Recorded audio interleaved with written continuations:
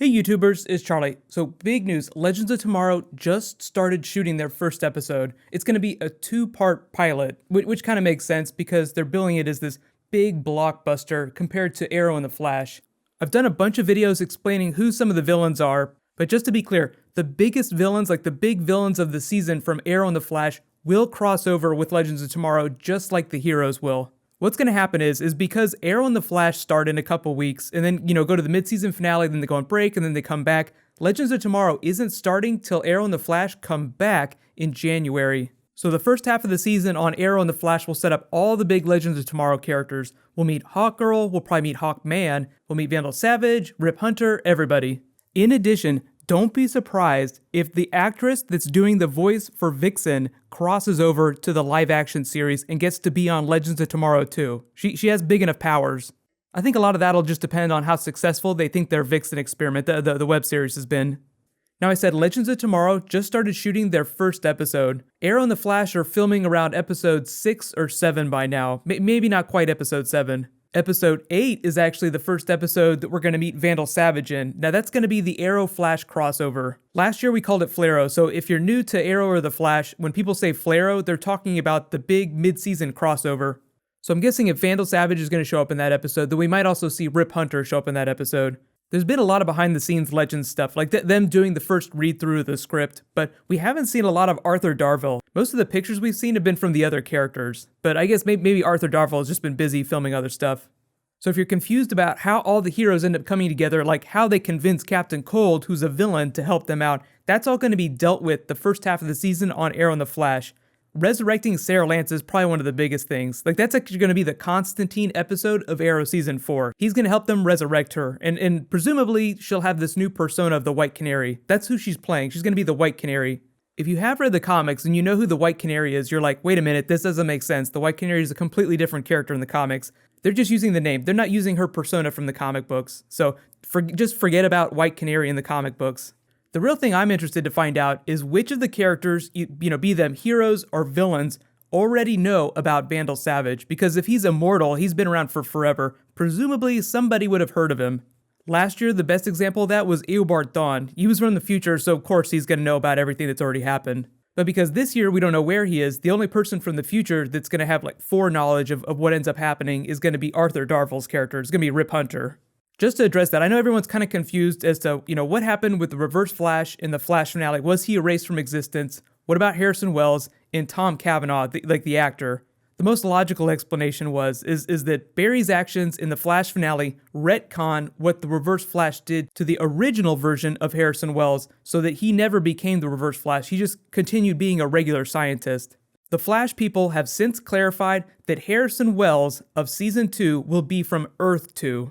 So it sounds like they're sidestepping a lot of logic issues. How is this person still alive because of these XYZ? Well, he's from Earth 2. He's just an alternate universe version. And a lot of you guys asked about Earth 2 villains. Are they going to be the only villains we see? Will we see any more metahumans? Yes, there will be metahumans on Arrow and the Flash in Season 2. But now they're starting to introduce the idea of naturally occurring metahumans, as in metahumans that already had powers before the particle accelerator explosion. So you have people like Vixen, you have people like Deathbolt from Arrow Season 3. I mean, he's dead now, but you get the idea. So the villains of Arrow and the Flash this season will be a combination of naturally occurring metahumans, people from Earth 2, and then just other regular criminals like we see on Arrow. Most of the superpowered stuff we're going to see is going to be on the Flash. You have heroes without powers, they fight villains without powers. You have heroes with superpowers, they fight villains with superpowers. But just because episode 8 is the big Arrow-Flash crossover with Vandal Savage doesn't mean that they're not going to do minor crossovers. Like if you remember the Flash episode 18, the Atom and Felicity went to Star Labs to get some help with his suit. That was a kind of a minor crossover, so we'll see stuff like that too. It's just that the episode 8 Arrow-Flash crossover is when the entire main cast goes on each other's shows. Thinking about Legends of Tomorrow again, what I think is going to happen is they're going to do Arrow and the Flash the first half of the season. They're going to introduce all these characters. They'll do the episode 8 crossover, and then the events of the mid-season finale in that crossover will set up what's going on when we start in episode 1 of Legends of Tomorrow. So shit blows up in everyone's faces on the Flash and Arrow in the mid-season finale, and then they deal with that in the first episode of Legends of Tomorrow. Oh shit, we need to form a team and deal with this. Now, the only characters from Flash and Arrow that I know are also going to cross over with Legends of Tomorrow are Barry and Oliver, but I wouldn't be surprised if some of the other big characters crossed over in a minor way too. The really cool thing about Legends of Tomorrow, though, is that they said that they would be visiting big moments in DC comic book history because, I mean, they'll be time traveling. Mark Guggenheim also said that, just because they're heroes doesn't mean they're not going to derp. Like, they're going to derp across time and space, Doctor Who style. Because some of the moments that they visit will be from their own histories, they'll try and change things to make them better. And obviously that's going to cause a lot of problems, they have to solve them. Like they might go back to the night of the particle accelerator explosion, and someone might try and stop that from happening. But if you stop that from happening, then you stop the Flash from being created, and things go way, way worse. Or like they might go back to the night that Oliver and Sarah got stranded on the island. You stop that from happening, you stop Oliver from getting his hero arc and becoming the Arrow, and none of this happens. If you guys have ever seen a time travel movie, you know it's always bad news when you try and change your own history. So obviously that's going to be a big theme in Legends of Tomorrow. I'm actually interested to see like how close to Doctor Who they get with things. A big rule of Doctor Who is that the Doctor does not interact with himself from different time periods. But the funny thing is that he breaks that rule all the time.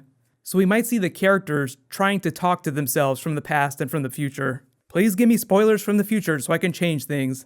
You guys can let me know though, which moments from DC comic book history do you want to see them go visit? Like, do you want to see them visit the creation of the Justice League or the Justice Society? I'd be real interested to see if they're going to be allowed to do something like that. The show itself is kind of a Justice Society show, but I'm wondering if Warner Brothers told them that name was off limits. Like, even though you have all these characters from Justice Society, you can't call it Justice Society. That might not be the case. But if you guys are looking for a comic book to read that has something to do with Legends of Tomorrow, read Rip Hunter and the Time Masters. A lot of the logic of the series is going to be based on the Time Masters from the comics. Just to remind you guys, Legends of Tomorrow won't premiere till January. They haven't decided exactly how many episodes they're going to be, but I'm assuming it's going to be somewhere around 13. But I think it just depends on how much money they want to spend per episode.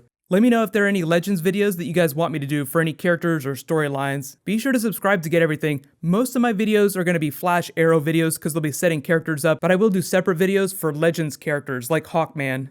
There have been a whole bunch of trailers in the last couple days, so in case you guys haven't seen it, you can click here for the latest Flash trailer. It shows off Jay Garrick for the first time, and you can click here for the Arrow Season 4 trailer. Thank you so much for watching, everybody. Let's high five. I'll see you guys tonight.